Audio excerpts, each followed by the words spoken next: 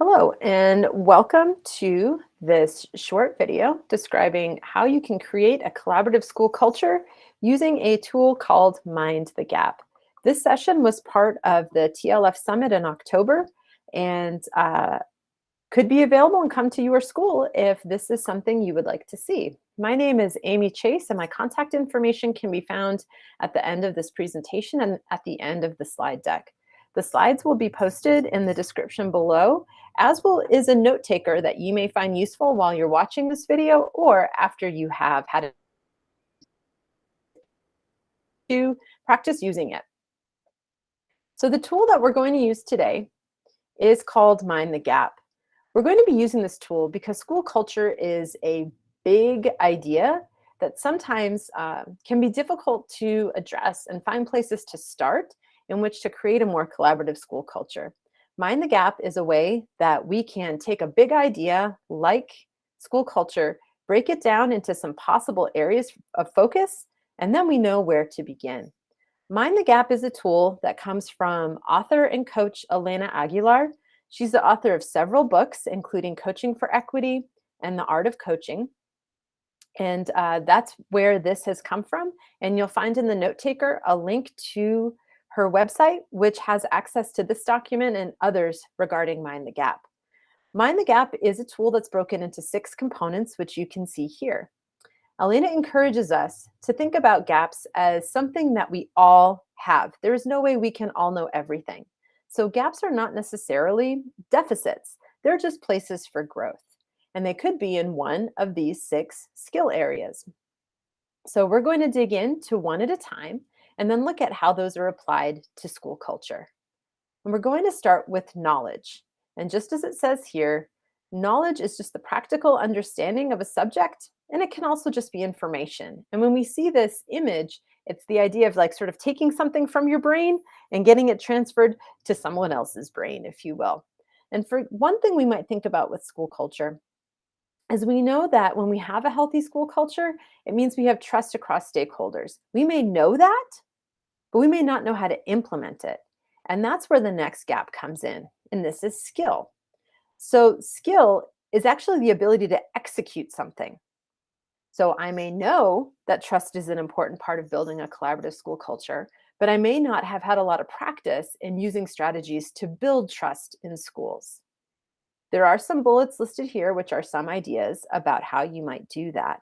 Knowledge and skill often go together. Sometimes it's hard to have a skill without having the knowledge and vice versa. And one of the good things is these are both gaps that are pretty easy to remedy compared to the other 4.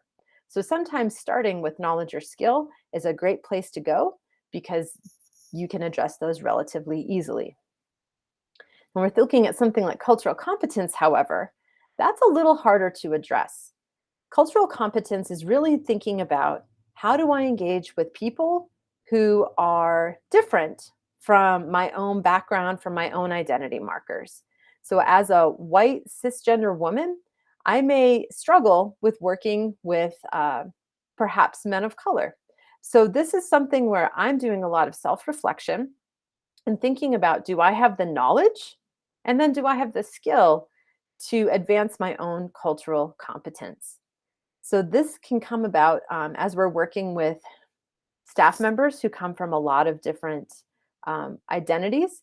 And it may be challenging for us in some ways to work with some folks and not others, or it just may be that we're having some challenges in building a cohesive staff based on everybody's unique identity markers.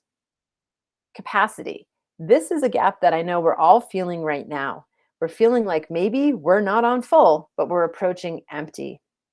When we're looking at building a collaborative school culture, attending to this gap is really important because it's very difficult to have the mental and physical ability to engage in the work of building a school culture when you feel like you are on empty.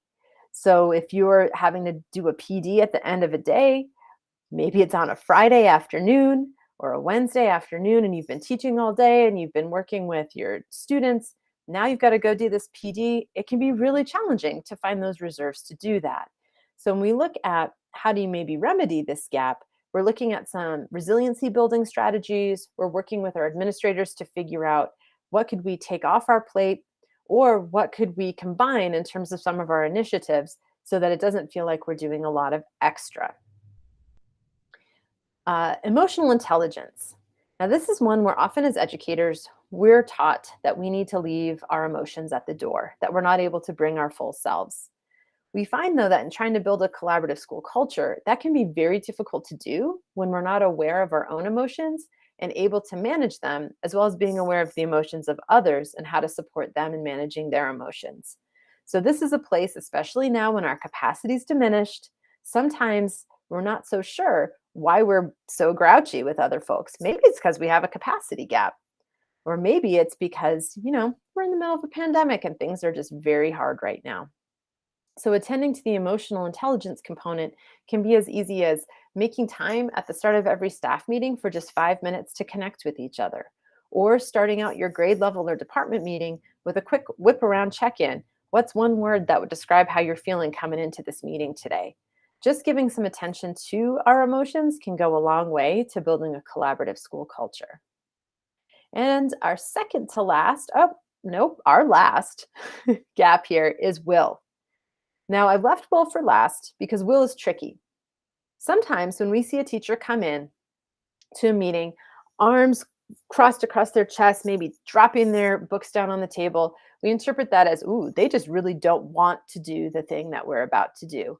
And while that could be true, what's most likely true, according to Elena Aguilar, is that these folks are struggling with an emotional intelligence or a capacity gap. Maybe they don't want to try a new initiative because they're scared. They're bumping up against their own feelings of competence and are worried that they won't look like the master teacher that they've been accustomed to being for so long. Or will can also sometimes look like resistance, and it can really just be capacity. People are at full and they're not able to pull from their reserves to try new things. So, will is also something that if it's truly, truly a will gap, if truly people are burnt out and they no longer are holding a commitment to supporting students, this is something where we call on our administrators to provide some support so that we as teacher leaders don't have to hold this on our own, because this is something that becomes more of an issue that needs to be worked out between administration and teacher.